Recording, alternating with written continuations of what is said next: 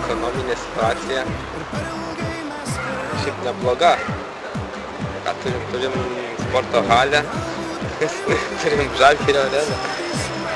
Teko lankytis per mūsų čempionatą krepšinio. Finale. Turbūt ne, nežinau.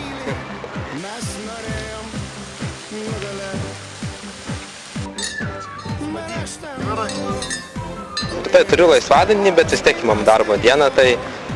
O, nesakysiu, palauk, tekstą pamiršau. Gerai. Vakare važiuosim į Vilnių. Vyks dar vienas renginys, partinį vakarėlis.